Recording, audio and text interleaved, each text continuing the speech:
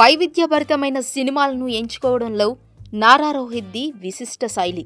మొదటి నుండి తన కొత్త పందా కథలతో ఇంప్రెస్ చేయడమే కాదు, ఆ సినిమాల తాలూకా పోస్టర్లు కూడా చాలా కొత్తగా ఉంటాయి.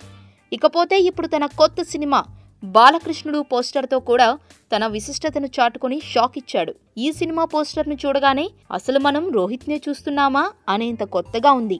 ముఖ్యంగా బాగా స్లిమ్ అయిన తర్వాత తన బాడీని చూపిస్తూ షర్టు బొత్తాలు విప్పేసి ఇచ్చిన పోజ్ ఏదైతే ఉందో అది అదిరిపోయింది. పైగా ఈ సినిమా పోస్టర్లో భలే కథను చెప్పేశారు. ఒకవైపు హైదరాబాద్ బుద్ధుడు చార్మినార్, మరోవైపు కర్నూలు కొండారెడ్డి బురుజు, ఇంకోవైపు లైన్లో వెళ్తున్న సుమ్మోలు, గాల్లో తేలుతున్న సుమ్మోలు.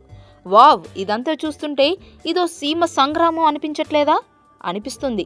ఇవన్నీ ఒకెత్తైతే ఇప్పుడు ఈ సినిమా టైటిల్ మరో ఎత్తు. ఆల్రెడీ నందమూరి బాలకృష్ణ వీరికి బంధువులు కాబట్టి, పైగా చిన్నప్పటి నుండి రోహిత్ బాలయ్య అభిమాని కాబట్టి సినిమాకు బాలకృష్ణుడు అనే టైటిల్ పెట్టడం అంటే తన అభిమానం ఏ స్థాయిలో ఉందో చాటుకోవడమే అంటున్నారు.